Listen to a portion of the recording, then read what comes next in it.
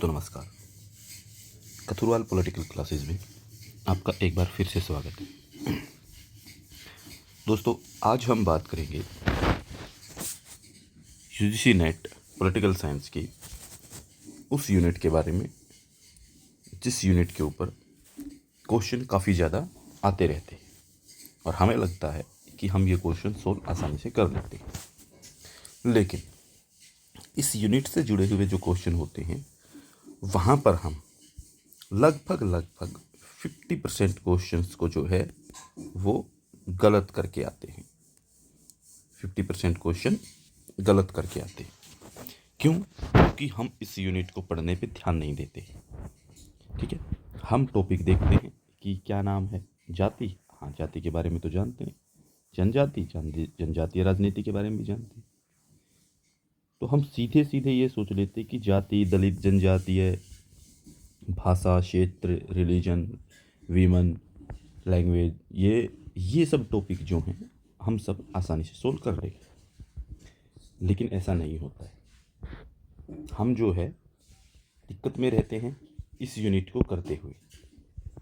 तो इस यूनिट को जो है, जिस यूनिट का नाम है political process in India, unit number 8, ये 8वीं यूनिट है हमारी। तो इस यूनिट को जो है हम आज शुरू कर रहे हैं। ठीक है, इसके कुछ टॉपिक जो हैं वो हम अपनी क्लास में कर चुके हैं और इसका जो ये नेक्स्ट टॉपिक है जिसके अंदर हम लेकर आ रहे हैं इन टॉपिक्स को, जाति जिसके साथ दलित जुड़ा हुआ है, जनजातीय राजनीति और भारत में आंदोलन, यानी कि जाति, दलित और जनजातीय राजनीति के बारे में हम जो है अब डिस्कशन करेंगे। तो चलिए हम अपनी क्लास को शुरू करते हैं। देखिए, भारत में जो जाति है, जब हम जाति की बात करते हैं तो जाति आधारित जो भी राजनीति होती है वो किसके साथ जुड़ी हुई होती है? पहचान की राजनीति के साथ में, आइडेंटिटी पॉलिटिक्स के साथ में।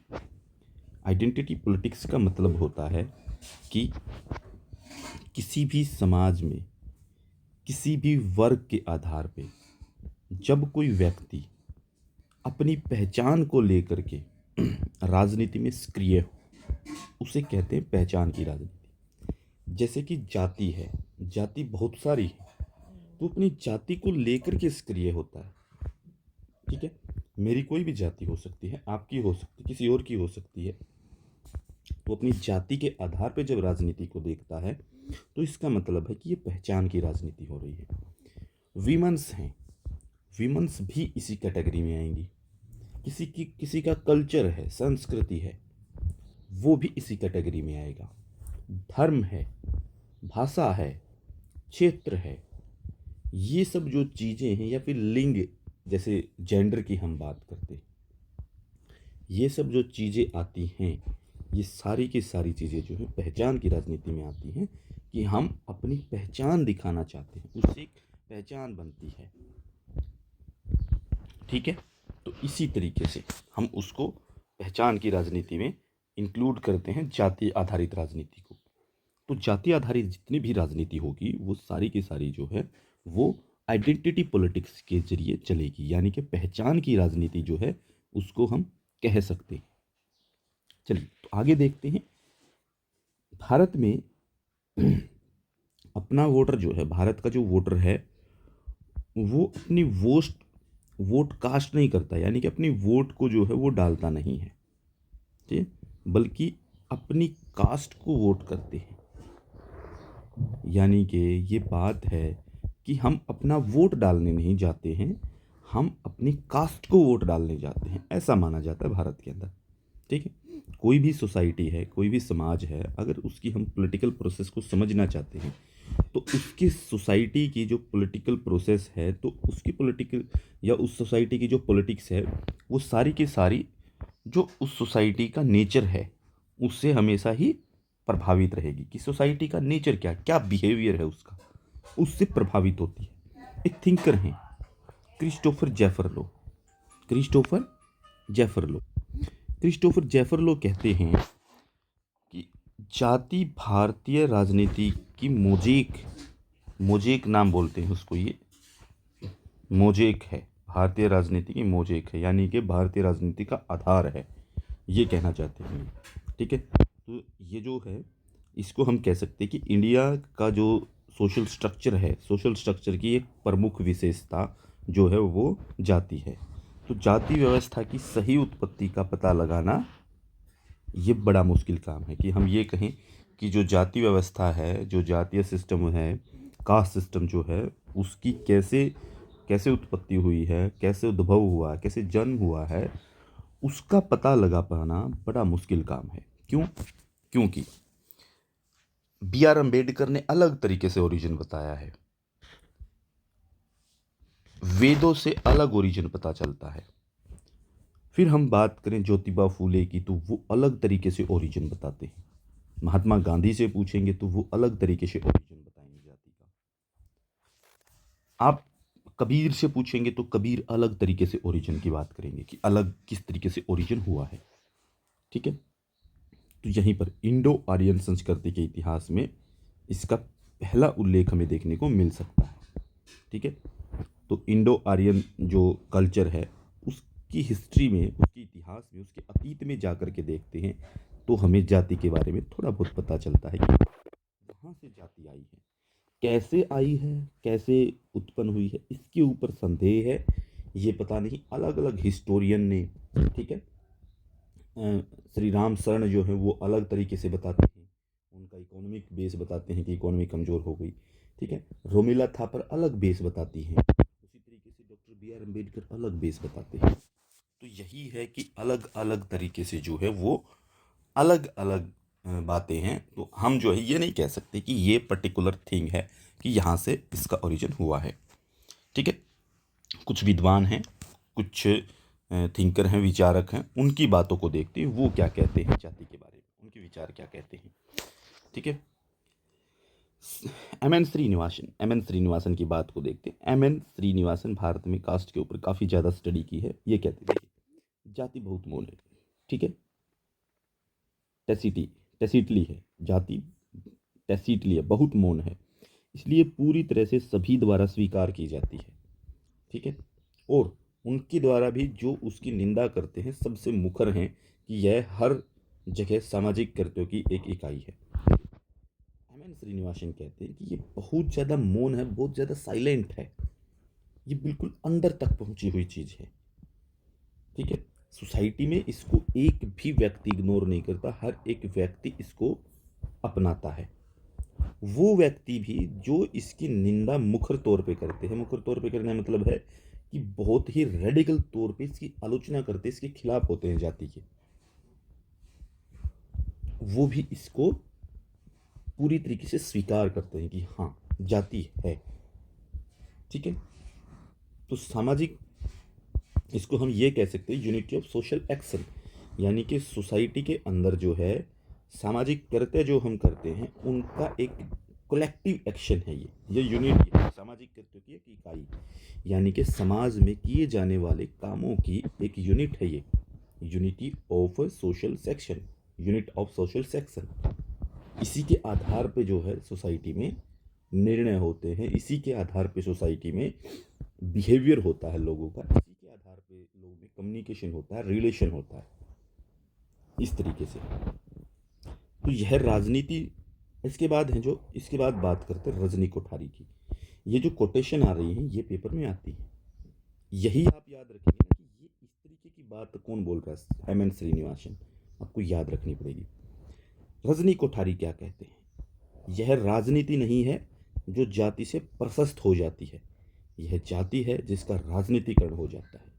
बहुत ही ज़्यादा इंपॉर्टेंट बात है इनकी, ये पेपर में कई बार आई है, आप देख के भौचक्के हो जाते होंगे कि ये बात किसने कही थी। रजनी कोठारी की किताब है कास्ट इन इंडिया। ठीक है, कास्ट पॉलिटिक्स है ये पूरी, अगर आप किताब देखेंगे तो ये कास्ट पॉलिटिक्स हो जाएगा, caste politics, caste politics in India, ये किताब है इनकी। ठीक है, एक किताब इनकी वो भी है politics in India, politics in India. मैं आपको याद दिलाना चाहूँगा 2000 19 में एग्ज़ाम हुआ था, उसमें एक पूरा पैराग्राफ आया था, 5 क्वेश्चन 3 क्वेश्चन थे उस पैराग्राफ में। तो उस 3 क्वेश्चन वो पूरा पूरा पैराग्राफ जो है वो इस किताब से लिया गया। मैं इसलिए बता रहा हूँ, मैंने ये किताब पूरी पढ़ी हुई है और उस टाइम पे मैंने रिसेंटली बिल्कुल नई नई ये किताब पढ़ी थी। ठीक है, तो आप जो है इसको ज़रूर, इस किताब को मैं भी कहूँगा आपको ये किताब बहुत ज़रूरी है पढ़नी, हिंदी और इंग्लिश दोनों में आपको मिल जाएगी। ठीक है, लाइब्रेरी से निकलवाइए या अपने आप मंगवाइए कहीं से भी, बहुत शानदार किताब है, इसको ज़रूर पढ़ना चाहिए। ये भारत की राजनीति को समझाने में बहुत मदद करती है। आप देखेंगे कि भारत की राजनीति जो है वो इसी किताब के अराउंड घूमती रहती है। जितने भी थिंकर हैं, लिखते हैं, वो politics in India, Rajni Kothari की जो किताब है, ठीक है, कास्ट पॉलिटिक्स इन इंडिया, ये भी रजनी कोठारी की किताब है। तो ये दोनों किताबों के अराउंड इर्द गिर्द जो है हमारे देश की राजनीति घूमती दिखाई देगी आपको कि हाँ, रजनी कोठारी ठीक बोल रहे हैं। 1968 में किताब आई थी, ठीक है। तो यहाँ पे ये कहते हैं कि राजनीति जाति से प्रभावित नहीं है। हम कहें कि भारत में जो है वो कास्ट पॉलिटिक्स होती है, पोलिटिसाइजेशन ऑफ कास्ट, यानी कि जातियों का राजनीतिकरण हुआ है, जातियां राजनीति के अंदर इन्वॉल्व हुई है।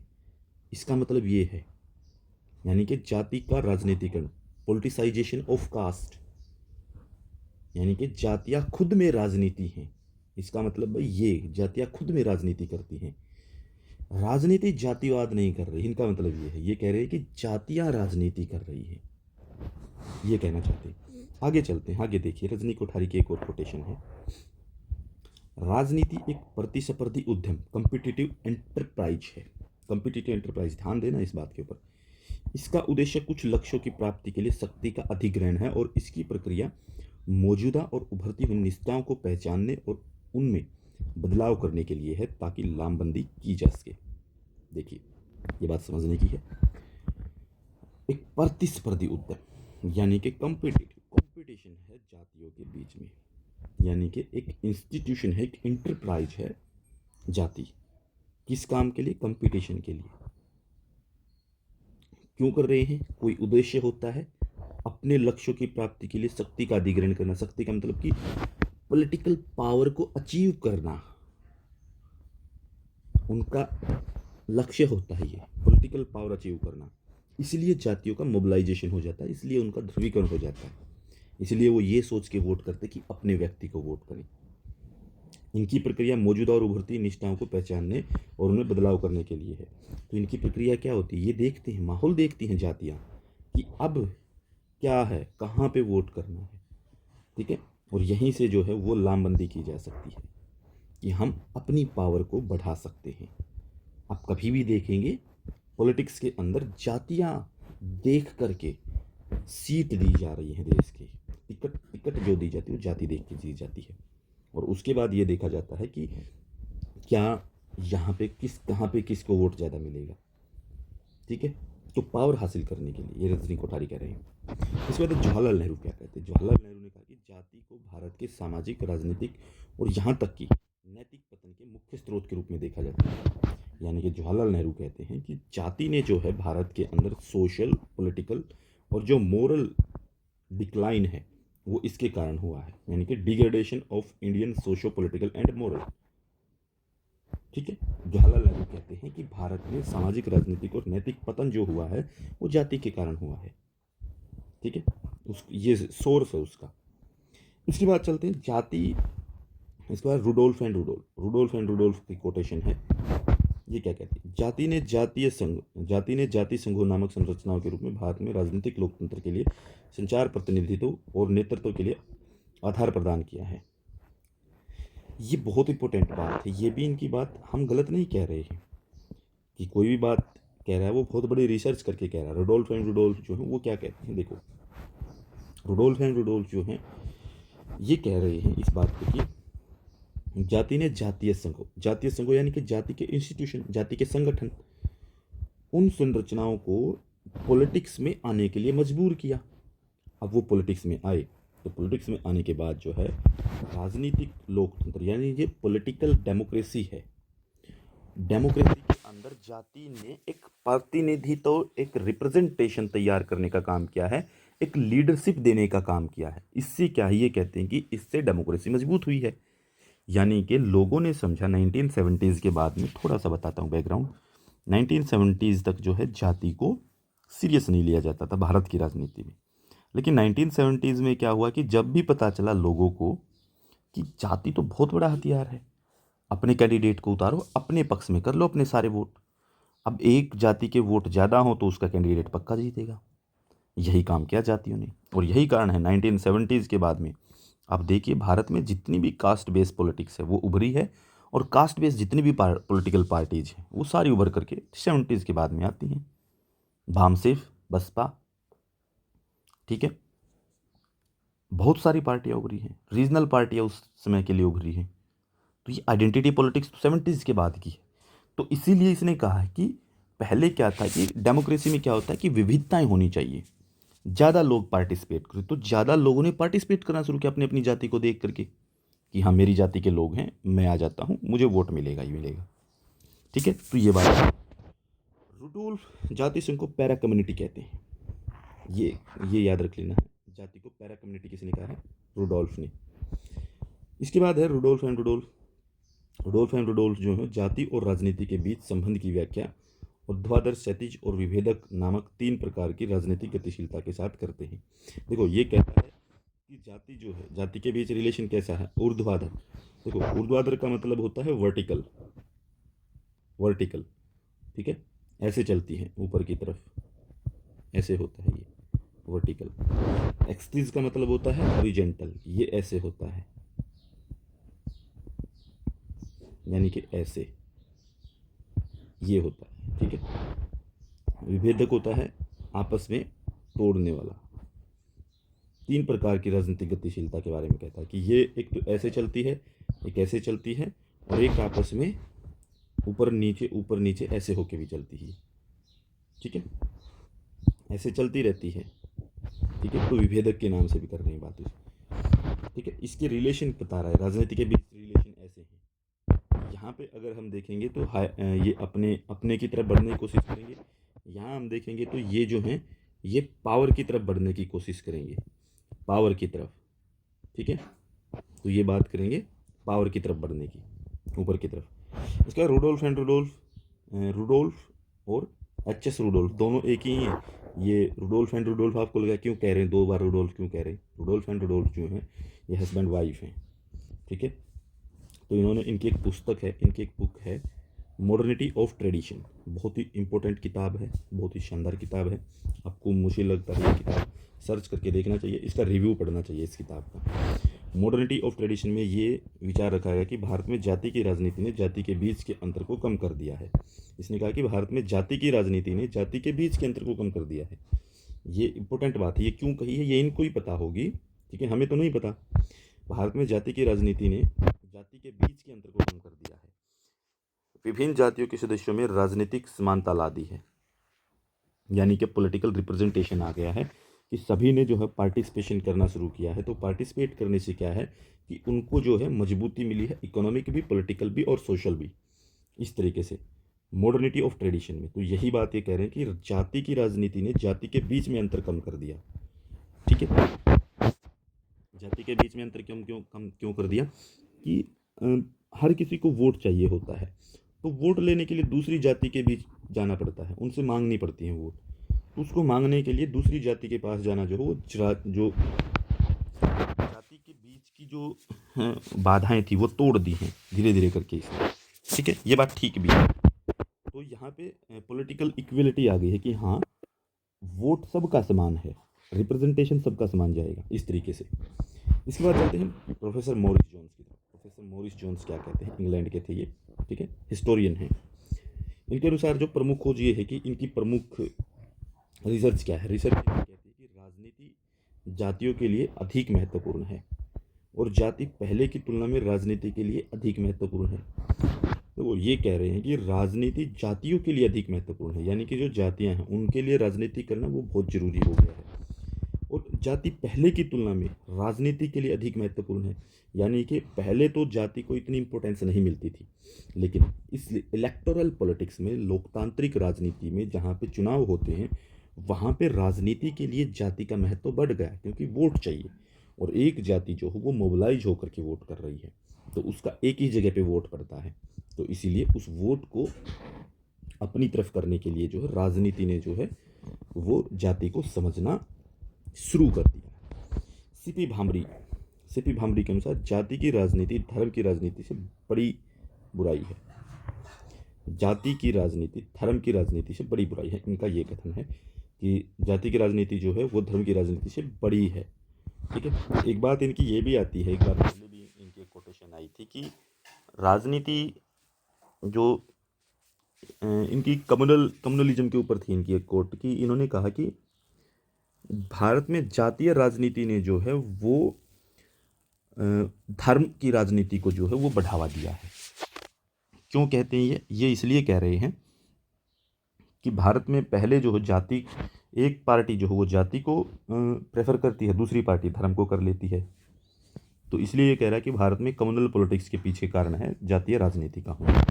ठीक है, सीपी भामरी ऐसी बात बोलते। इसके बाद चलते हैं जाति और राजनीति, कास्ट एंड पॉलिटिक्स। जाति और राजनीति के ऊपर चलते हैं, ये क्या है। अब अभी तक तब बेसिक इंट्रोडक्शन चल रहा था। ठीक है, अब देखते हैं। जाति लोकतांत्रिक राजनीति के संगठन के लिए एक व्यापक आधार प्रदान करती है, यानी कि एक पॉलिटिकली हम बात करें जाति की, तो कास्ट जो है वो डेमोक्रेटिक पॉलिटिक्स के अंदर, जब हम लोकतांत्रिक राजनीति की बात करते हैं तो वहाँ पे एक बड़ा बेस तैयार करती है राजनीति के लिए जाति। ठीक है, जाति की पहचान और एकजुटता एक प्राथमिक माध्यम है, यानी कि जाति की पहचान जो है, कोई एक पहचान है किसी जाति की, तो वो अपने आप में एकजुट होने की कोशिश करती है। ठीक है, तो ये पहचान जो है इनके लिए एकजुटता का पहला प्राथमिक माध्यम बन जाती है, जिसके जरिए क्या कि राजनीतिक व्यवस्था में चुनावी और राजनीतिक समर्थन जुटाया जाता है। जिसके जरिए क्या होता है, राजनीतिक व्यवस्था में चुनावी और राजनीतिक समर्थन, यानी कि चुनाव में और पॉलिटिकली समर्थन जो है वो जुटाने की कोशिश की जाती है पॉलिटिकल सिस्टम के अंदर जाति के माध्यम से। कुछ राजनीतिक दलों के पास प्रत्यक्ष जाति आधार है, यानी कि कुछ राजनीतिक दल ऐसे हैं जिनके पास डायरेक्टली उनकी जाति का बहुत बड़ा वोट बैंक है। ठीक है, जैसे बीएसपी पार्टी जो है वो जातिगत आधारित राजनीति पे बेस है। ठीक है, उसको अपनी जाति का वोट चाहिए होता है, इसीलिए ठीक है प्रत्यक्ष है, डायरेक्ट उनके पास ये वोट बैंक है अपनी जाति का। जबकि अन्य कुछ ऐसे भी हैं जो अप्रत्यक्ष रूप से जो जाति समूह पर निर्भर करते हैं, जैसे कि बीजेपी पार्टी भी करती है, जैसे आप देखते हैं सपा पार्टी भी करती है, समाजवादी पार्टी। ठीक है, जैसे आप देखते हैं हरियाणा में आईएनएलडी जो है या फिर जेजेपी जो है, ये भी वोट बैंक इनका भी जाति के आधार पर चलता है। ठीक है, जैसे एलएसपी जो है लोकतंत्र सुरक्षा पार्टी, राजकुमार सैनी वाली। ठीक है, उधर जैसे आप हनुमान बेनीवाल को देखते हैं, पार्टी का नाम याद नहीं आ रहा, मैं हनुमान बेनीवाल को देखते राजस्थान में, उनकी पार्टी देखिए आप। सारी पार्टियाँ इसी तरीके से इनडायरेक्ट। कांग्रेस भी बहुत सारे काम करती है इसी मामले में, कांग्रेस को भी बहुत सारी जगहों पे वोट चाहिए होता है इनडायरेक्ट लेवल पे। ठीक है, अब देखिए आगे क्या चलता है। क्षेत्रीय राजनीतिक दल जो हैं वो ज़्यादातर इसी के ऊपर बेस्ड हैं। ठीक है, यानी कि जो हम बात बता रहे थे वही बातें ये कह रहे हैं, यानी कि जो रीजनल पार्टीज हैं, रीजनल पार्टी जिसके अंदर सपा है, जिसके अंदर जेजेपी है, आईएनएलडी है, हनुमान बेनीवाल की पार्टी है, या आप आरजेडी, जेडीयू, इनकी बात जब आप करेंगे तो ये क्षेत्रीय दल हैं। और ये सारे के सारे किस चीज़ के ऊपर बेस हैं, जाति, अपनी जाति से प्रभावित हैं। ठीक है, ज़्यादातर जहाँ पे बीएसपी अनुसूचित जातियों के समर्थन पर निर्भर है, वही अन्ना द्रमुक तमिलनाडु के ब्राह्मण विरोधी राजनीतिक दल हैं, यानी कि ये ब्राह्मण विरोधी राजनीतिक दल हैं। कौन? DMK, AIADMK. ठीक है, ये वाले दल। तो डीएमके कब बना था? ये बना था 1949 में, एआईडीएमके बना था 1972 में। आपको डेट देख लेनी है एक बार। ठीक है, बिल्कुल ठीक होगी तो आप चेक कर लेना इनको। जाति ने सरकार की नीति निर्माण प्रक्रिया को प्रभावित किया। जाति जो हो सरकार की डिसीजन मेकिंग प्रोसेस जो है उसको हमेशा इफेक्ट करते आई है। उदाहरण के लिए अभी आप देखेंगे जाति के पक्ष में आरक्षण की नीति, वो क्यों है? क्योंकि जातियों का वोट बैंक बढ़ा है। ठीक है, जातियों के वोट बैंक के कारण अकेला ये नहीं है, जिन लोगों ने आरक्षण दिया वो बहुत इंटेलेक्चुअल लोग थे, ठीक है। उन्होंने ये भी इसलिए भी दिया था कि ये लोग पिछड़े हुए हैं, इनको आगे लाया जाए, ठीक है, इनको सहारा लगाया जाए, धक्का लगाया जाए कि आगे बढ़ जाएं, ठीक है, वो भी है।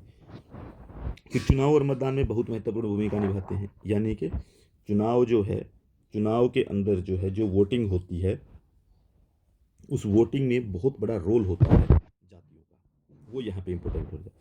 तो इसका उपयोग जो है शहरी क्षेत्रों की तुलना में ग्रामीण क्षेत्रों में ज़्यादा समर्थन जुटाने के लिए, यानी कि हम जब जातिगत वोट की बात करते हैं तो वो ज़्यादातर ग्रामीण यानी कि रूरल एरिया के अंदर जो है वो ज़्यादा देखने को मिलता है। अर्बन में कम देखने को मिलता है, लेकिन अर्बन में भी खूब है, खूब जम के होता है। आप कभी भी देखेंगे तो हरियाणा में भी आप देखते हैं तो हरियाणा में भी जो है अर्बन एरियाज़ के अंदर आजकल आज के समय की राजनीति वो चल रही है, ठीक है, लेकिन रूरल में कभी से चलती आ रही है। इसके बाद एक थिंकर है जीएस घुर्रे। जीएस घुर्रे, ये आपको नाम याद रखना है। ये जो इंडियन कास्ट सिस्टम है, भारत में जो जाति व्यवस्था है, उसकी 6 फीचर बताते हैं। ये इंपॉर्टेंट है और सभी इसको एक्सेप्ट करते हैं, लेजिटिमाइज करते हैं इनकी इन बातों को।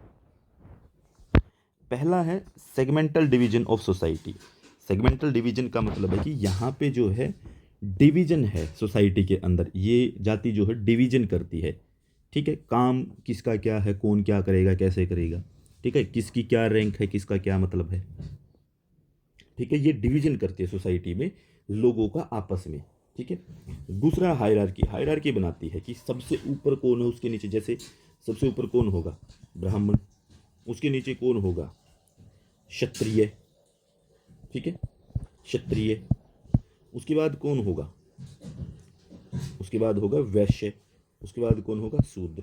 ये इस तरीके से हायरार्की बनाती है, ये सुप्रीम है, ये उसके नीचे है, ये उसके नीचे, ये उसके नीचे, ठीक है, ऐसे। फिर होता है restrictions on feeding and social interaction. ये कहता है कि रिस्ट्रिक्शंस हैं, सोशल इंटरेक्शन की रिस्ट्रिक्शंस हैं, आपस में कम्युनिकेशन नहीं करने देती है जाती, रिस्ट्रिक्शंस हैं एक दूसरे के अंदर जाने पे। फिर होता है इसके बाद सिविल एंड रिलीजियस डिसपार्टीज, ठीक है, सिविल एंड रिलीजियस यानी कि नागरिक और धार्मिक बंधनों की बात है यहाँ पे, ठीक है। इसके बाद है lack of unrestricted choice of occupation, यानी कि यहाँ पे जो है ऑक्यूपेशन जो है, व्यवसाय डिसाइड करने में जो है आप क्या काम करेंगे, कौन सा काम करेंगे, ये आपकी जाति बताती है, ठीक है। जाति बता रही कि इसके आधार पे आप काम करेंगे, जैसे ब्राह्मण क्या काम करेगा, क्षत्रिय क्या करेगा, वैश्य क्या करेगा, शूद्र क्या करेगा। फिर रिस्ट्रिक्शंस ऑन मैरिज, मैरिज के ऊपर रिस्ट्रिक्शंस हैं कि आप अपनी ही जाति में शादी कर पाएंगे, दूसरी जाति में नहीं कर सकते हैं, ये रिस्ट्रिक्शंस हैं। तो आपके लिए ये 6 की 6 चीज़ जो है बहुत इंपॉर्टेंट है, इन 6 की 6 को आपको याद रख लेना है। इसके बाद है Lewis Dumont. Lewis Dumont, Lewis Dumont का नाम याद रखना है, वो कास्ट इन इंडियन पॉलिटिक्स, उसके बारे में बात करते हैं।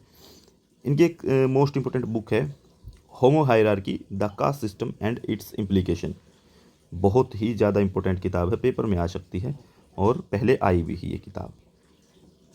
होमो hierarchicus the caste system and its implication 1966 में आती है। It describes caste system as the unique system of social stratification found in India and based on the principle of purity and pollution।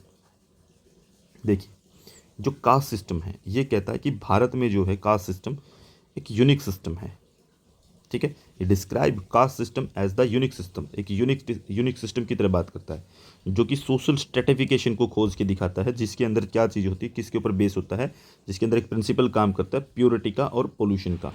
Purity का मतलब है कि कौन pure है, शुद्ध अशुद्ध वाली बात जो है वो करता है कि शूद्र जो है वो अशुद्ध हैं, ठीक है, वैश्य शुद्ध हैं, क्षत्रिय शुद्ध हैं, ब्राह्मण सबसे सुप्रीम है, ये और ज़्यादा शुद्ध है। इस तरीके से डिसाइड करता है, ये सोशल स्ट्रेटिफिकेशन करता है और प्योरिटी की बात करता है कि ये प्योर कौन है, ठीक है। तो ये कहते हैं Louis Dumont, caste is rigid system and there is no social mobility.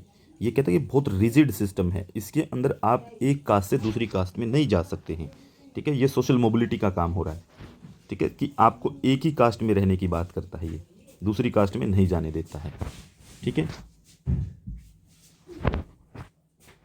M N Srinivasan क्या कहते हैं, एम एन श्रीनिवासन क्या कहते हैं? एम एन श्रीनिवासन की एक किताब है कास्ट इट्स 20th सेंचुरी अवतार 1996। एम एन श्रीनिवास की किताब है। ही चैलेंज दुमोंट्स अंडरस्टैंडिंग ऑफ कास्ट। ये लुई दुमोंट जो बात करते हैं, लुई दुमोंट ने क्या कहा था? ये ये लुई दुमोंट कह रहे हैं कि ये प्यूरिटी बेस्ड सिस्टम है, कि यहाँ पे जो है शासन करने में जो है ब्राह्मण सबसे सुप्रीम है, क्षत्रिय उसके बाद आता है, वैश्य उसके बाद है और शूद्र उसके बाद है। ये एक सिस्टम है भारत में, ठीक है। ये लुईस दुमोंट ने कहा था, ठीक है। लुई दुमोंट यही कहते हैं कि ब्राह्मण भारत में सबसे सुप्रीम माना जाएगा, क्षत्रिय उससे नीचे है, वैश्य उसके नीचे और शूद्र उसके नीचे है, इस तरीके से कहा। तो ये इनकी इस अंडरस्टैंडिंग को चैलेंज करते हैं और कहते हैं कि it is wrong to think that Indian caste system is extremely rigid, ठीक है। ये कहता है कि it is wrong to think that Indian caste system is extremely rigid, कि इंडियन कास्ट सिस्टम जो बहुत ज़्यादा रिजिड है, कि वो इस तरीके से ही काम करता है कि हर जगह पे ब्राह्मण सुप्रीम होगा, क्षत्रिय सुप्रीम होगा, वैश्य और शूद्र, इस तरीके का ही जो है हमें जो हायरार्की देखने को मिलेगी। लेकिन एम एन श्रीनिवास कहते हैं ये गलत है, ये सही नहीं। He gives Sanskritisation theory. M N Srinivasan जो है वो संस्कृताइजेशन की थ्योरी देते हैं। ये बहुत इंपॉर्टेंट है, संस्कृताइजेशन की थ्योरी कौन देता है? तो संस्कृताइजेशन की थ्योरी देते हैं। ये कहते हैं कि low caste individual emulate the practices of higher caste members to rise their status. ये कहता है कि भारत के अंदर जो लो कास्ट हैं वो इंडिविजुअल तौर पे प्रैक्टिस करती हैं हायर कास्ट मेंबर की जो स्टेटस है उनको। यानी कि मान लीजिए कि कुछ लोग खेती करते हैं, मान लीजिए कुछ जातियां जो है वो खेती करती हैं, ठीक है, वो एग्रीकल्चर का काम करती हैं, तो उनके साथ जो जातियां रहती हैं, दूसरी जो जातियां रहती हैं, वो अपने आप आगे बढ़ाने के लिए वही काम शुरू करती हैं जो इन वाला काम शुरू होता है। कौन सा काम शुरू करती है? जो इनकी तरह ही काम होता है, यानी कि वो भी एग्रीकल्चर को अपना लेती हैं, ठीक है, वो भी जो है एग्रीकल्चर के काम को अपनाती हैं। जैसे लुई दुमोंट कह रहे थे कि एक दूसरे का काम नहीं किया जा सकता, लेकिन यहाँ पे जो लोअर कास्ट वो संस्कृताइजेशन करती है, जो अपर कास्ट हैं उन कास्ट की जो प्रैक्टिसेज हैं, सोशल प्रैक्टिसेज हैं, उनको अपनाना शुरू करती है, ठीक है, उनकी तरह काम करना शुरू करती है, उन्हीं की जो सोशल प्रैक्टिस है उनको यूज़ करती हैं। जैसे आप कई गांव में देखेंगे तो वहाँ पे जिस तरीके का रहन सहन, खान पान, उन चीज़ों को अपनाना शुरू कर देती हैं कास्ट, ठीक है, आपस में। यानी कि नीचे वाली कास्ट जिनको हम समझ रहे हैं, ठीक है, जो लोअर कास्ट है वो अपर कास्ट की प्रैक्टिसेस को फॉलो करेंगी। उनकी प्रैक्टिसेस को फॉलो करने का मतलब है कि जैसे हमने एग्रीकल्चर की बात की तो दूसरी भी कास्ट सोचती कि हम भी एग्रीकल्चर शुरू कर दें, ठीक है। मान लीजिए कोई ब्राह्मण का काम करता है तो कोई सोचता है कि हम भी ब्राह्मण का काम शुरू कर देते हैं, ठीक है, वो सोचते कि हम इनकी तरह हो जाएंगे। जैसे वो धोती कुर्ता पहनते हैं तो सोचते हम भी इनकी तरह धोती कुर्ता पहनना शुरू करते हैं। संस्कृताइजेशन, अपनी संस्कृति चेंज कर रहे हैं, ठीक है। वो सोचते हैं कि जैसे ये बोलते हैं, जैसे ये भाषा बोलते हैं, हम भी इन्हीं की तरह भाषा बोलना शुरू कर देते हैं। इसी तरीके से उनका संस्कृताइजेशन होता है। एक चीज़ कहते हैं यहाँ पे M N Srinivasan, he gives the concept of dominant caste. तो यहाँ पे ये डोमिनेंट कास्ट का कॉन्सेप्ट भी देते हैं। डोमिनेंट कास्ट का मतलब ये है कि जैसे लुई दुमोंट कहते थे ना कि एक ही कास्ट के सिस्टम के अंदर हम रहेंगे, यहाँ पे कहता है एम एन श्रीनिवासन कि ऐसा नहीं है। यहाँ पे एरिया वाइज डोमिनेंस है, ब्राह्मण का हर जगह डोमिनेंस नहीं है। ये जहाँ पे मेजोरिटी में है वहाँ पे इनका डोमिनेंस है, लेकिन ये कहता है कि जहाँ जिसका डोमिनेंस है वो डोमिनेंस करते हैं, वो आगे बढ़े रहते हैं। जैसे कि हरियाणा में जो है क्षत्रिय कास्ट मानते हैं अपने आप को, जाट, ठीक है, और डोमिनेंस कौन करता है यहाँ पे? जाट करते हैं। जैसे आप राव बेल्ट में जाएंगे, अहिरवाल बेल्ट में जाएंगे, वहाँ पे यादव हैं, यादव डोमिनेंस करता है, वहाँ पे कोई जाति दूसरी डोमिनेंस नहीं करती है, वो डोमिनेंस करती है, वो सुप्रीम है। यहाँ इधर जाट सुप्रीम है। यूपी में जाएंगे यादव सुप्रीम हो रहे हैं, कहीं पे आप जाएंगे मराठा सुप्रीम है, कहीं आप जाएंगे द्रविड़ सुप्रीम है, कहीं आप जाएंगे रेड्डी सुप्रीम है। तो इस तरीके से कहता है कि ब्राह्मण हर जगह सुप्रीम नहीं है। कहीं पे हो सकता है कि वैश्य सुप्रीम हो, कहीं पे हो सकता है क्षत्रिय सुप्रीम हो, कहीं पे हो सकता है शुद्ध सुप्रीम हो, कोई ना कोई कास्ट जहाँ पे उन्हीं के बेस पे उन्हीं का राज चलता हो। तो ये कहता है कि डोमिनेंस करने वाली कास्ट होती हैं जिनका सोशो इकोनॉमिक पॉलिटिकल स्टेटस मजबूत हो, संख्या ज़्यादा हो, पॉलिटिकली बहुत मजबूत हो, वो डोमिनेंस करते हैं। ब्राह्मण हर जगह डोमिनेंस नहीं करता है। तो ये डोमिनेंट कास्ट का कॉन्सेप्ट है कि कास्ट डोमिनेट करती हैं यहाँ पे, कि जिसकी संख्या भारी वो उतना ही पावरफुल हो जाता है वहाँ पे। ठीक है, तो ये एम एन श्रीनिवासन का कॉन्सेप्ट है।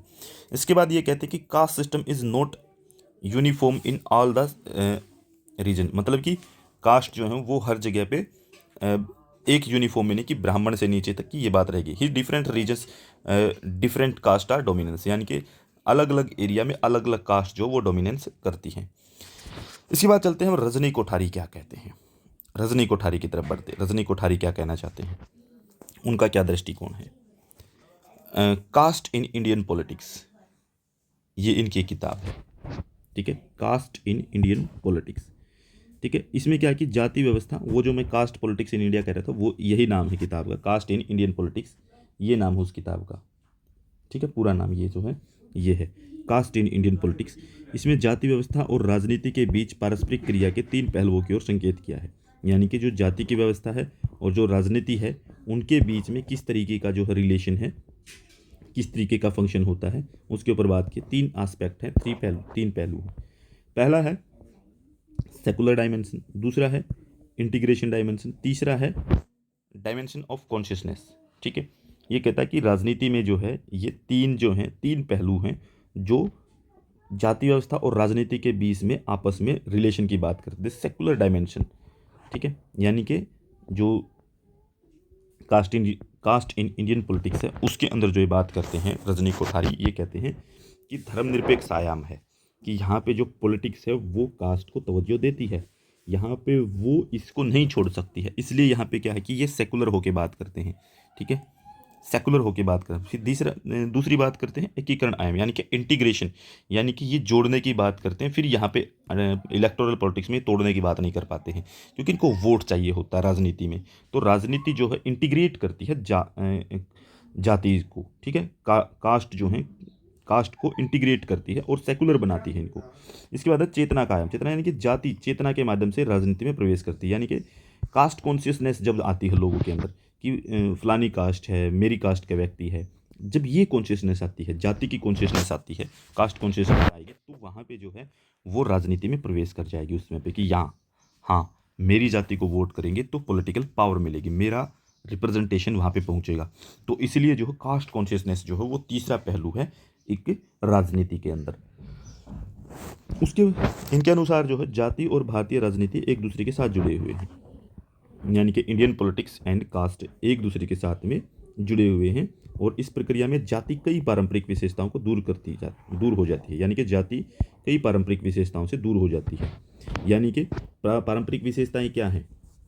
पारंपरिक विशेषताएं यही थी कि हम जो है सोसाइटी के अंदर ये देखते थे कि एक जाति दूसरी जाति को अपने पास नहीं बैठने देती थी, एक जाति दूसरी जाति के घर नहीं जाती थी, एक जाति जो है दूसरी जाति को पानी तक नहीं पिलाती थी, एक जाति दूसरी जाति को जो है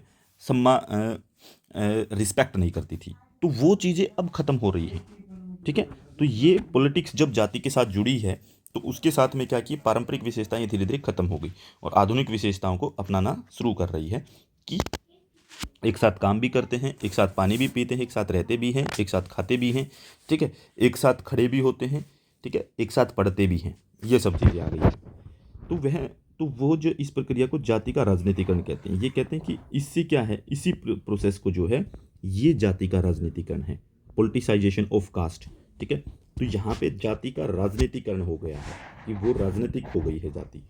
इसी प्रकार भारतीय राजनीति भी जाति से प्रभावित होती है। तो भारत की जो राजनीति है वो भी जाति से काफ़ी ज़्यादा प्रभावित रहती है, जिससे क्या होता है कि आधुनिकता और परंपरा का आदान प्रदान हो रहा है, यानी कि जो परंपराएं थी वो ट्रांसफर हो रही हैं किसमें, मॉडर्निटी के अंदर, और मॉडर्निटी जो है वो परंपराओं के साथ जो है वो जुड़ रही है। इसी से क्या है कि राजनीति जो है वो जाति से प्रभावित और जाति जो है वो राजनीति को प्रभावित कर रही है। ठीक है, तो ये इनकी बात है। देखिए यही चीज़ें हैं। He gives the concept of politicisation of caste. ठीक है, politicisation caste is a factor of mobilisation of people and bringing them into electoral politics, यानी कि जाति जो है वो एक ऐसा पहलू है जो लोगों को जोड़ने में सहयोग करता है, इलेक्टोरल पॉलिटिक्स में उनका मोबिलाइजेशन करता है, उनका ध्रुवीकरण करने में सहयोग करता है।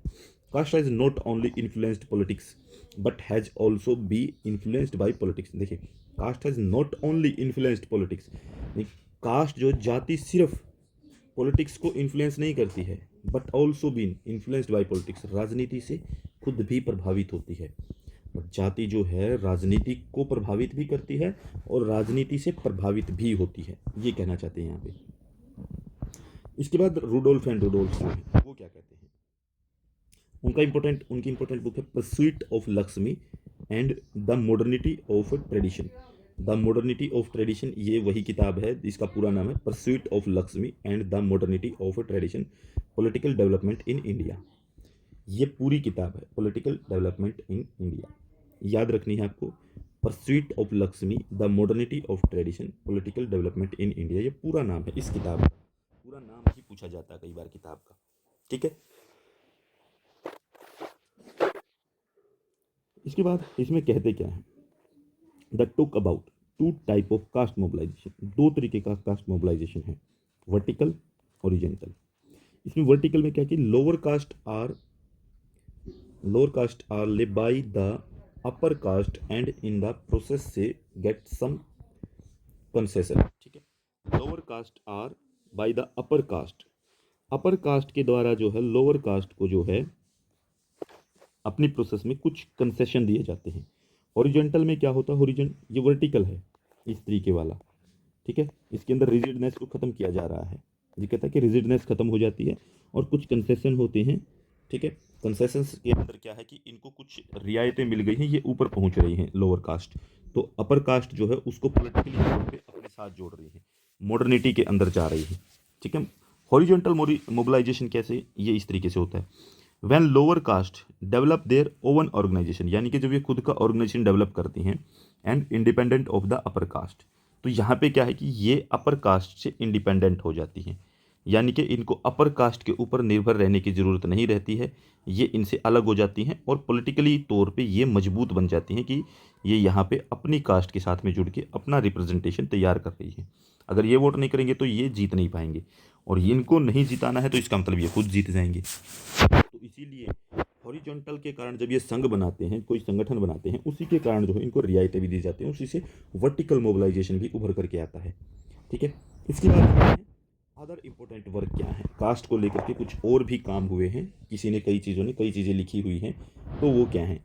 सबसे पहले आते हैं Nicholas B Dirks, caste of mind किताब है इनकी, निकोलस बी ड्रिक की caste of minds, colonisation and making of modern India, 2001 में किताब आई थी, इंपॉर्टेंट किताब है। इसके बाद जीएस घुर्रे जो है caste and race in India, ठीक है, 1932 में इनकी किताब आई थी। इसके बाद है